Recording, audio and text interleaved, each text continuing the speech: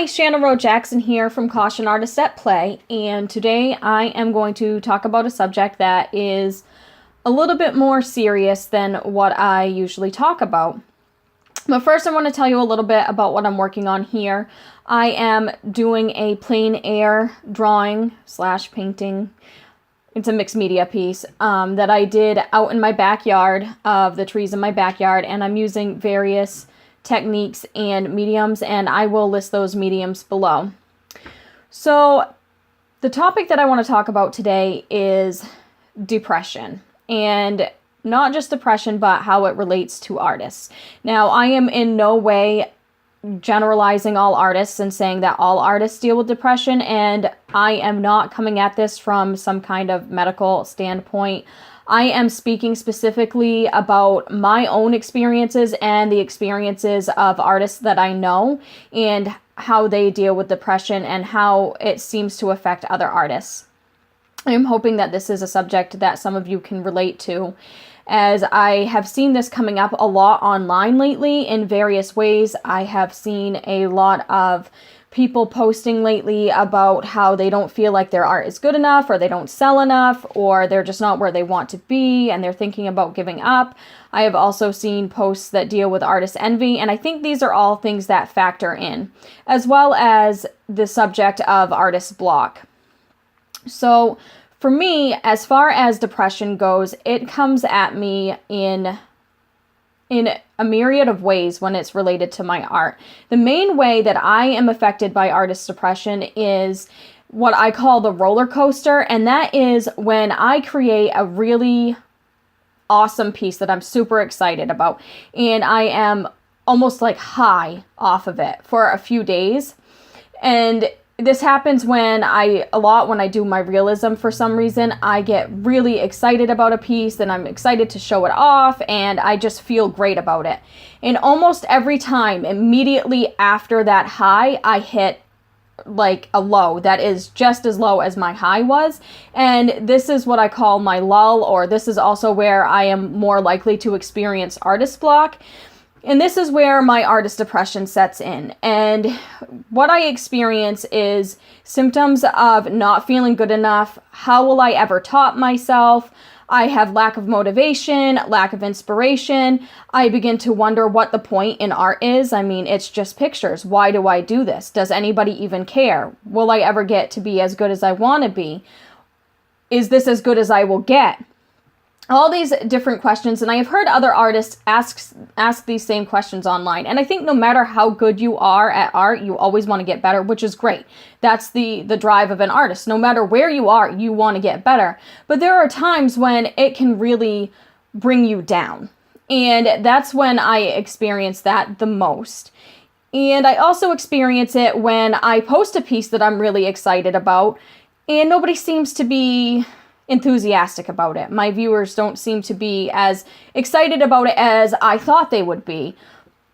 And I think that a lot of people can relate to this as well, because some art is a form of expression, and sometimes you feel like you are really expressing something clearly, and other people don't seem to pick up on it the same way. And I think we all just want to be able to relate to other people, and when people don't seem to care about our art, it feels like they're not relating to us in some ways. But that is something that really seems to hit me. Another thing that I notice, especially amongst other artists, and I think we've all experienced it, is artist envy.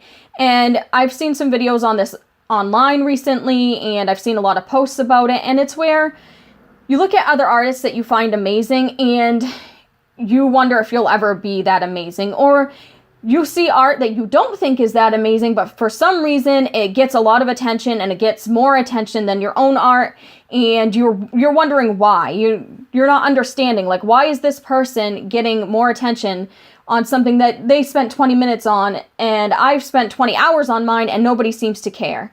And it's really easy to fall into that trap, especially when you are on social media, because you are getting art thrown at you all the time, at least if you are a part of art groups and art communities like a lot of modern artists are. So it's very difficult to not get down about it. And I think it's important to remember that every artist has a different path. And I've spoken about this before in other videos. You don't know what that person's path is. You don't know how long they've been working at it. For all you know, that's their best piece that they've ever done, and they're really excited about it. And they are also just artists who most likely go through the same thing. Because no matter what level you are at, somebody's going to be better than you. But that also means that somebody's not going to be as good as you. It's just the way the world works. So it's good to keep that in mind. And I know that I've had that happen before. I've had that feeling. I think we all have. No matter where we're at in our art, there's always someone out there who either gets more attention or they're at a skill level that we want to be at. And I try to use that now as motivation. I had a harder time with it when I was younger, but now I try to use it as motivation, because when I see that somebody's doing something I want to do, I like to tell myself, okay, that means that it's physically possible to do that with this medium. I can get that result with this medium if I just learn how. So I like to try to learn from those artists.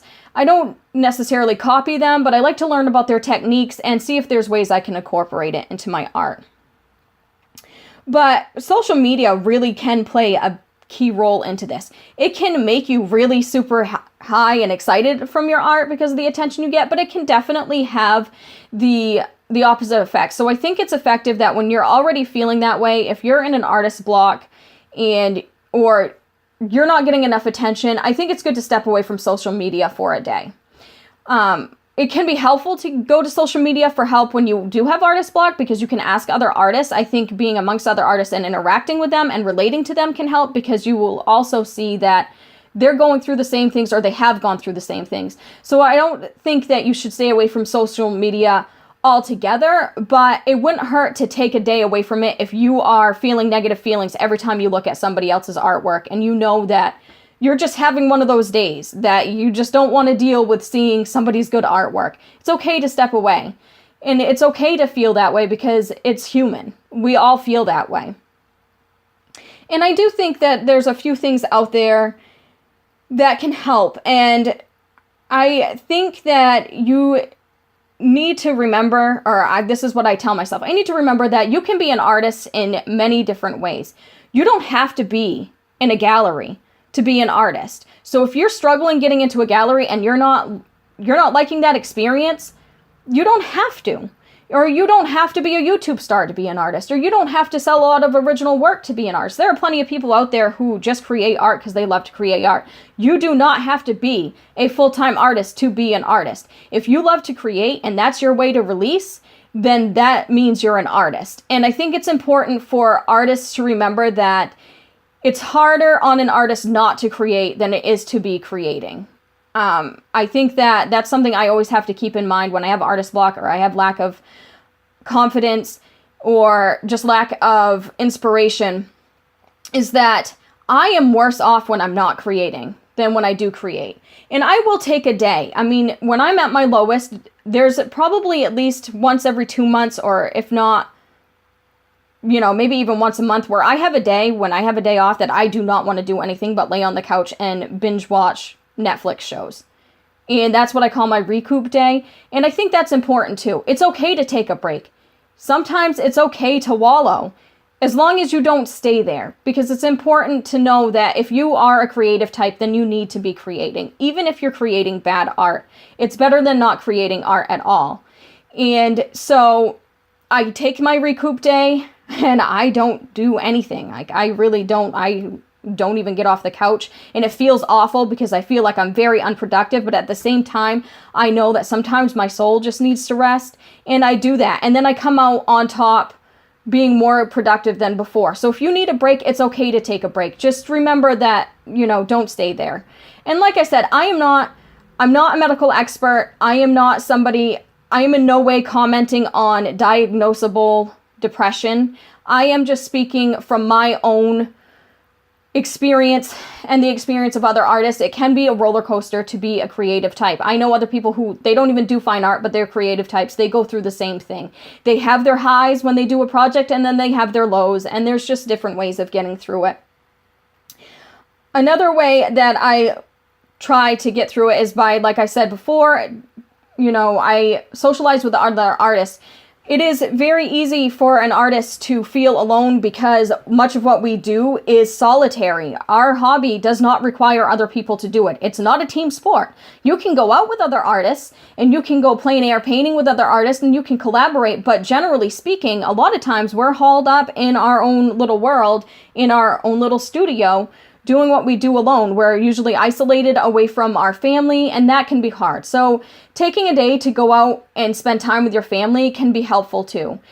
No man is an island. Even if you are antisocial or even if you're an introvert, sometimes it just helps to be around other people, and it helps to be around other artists too, because there's something refreshing about being around other people who know what you're going through and who have been there. Because sometimes it can feel like art is an obsession.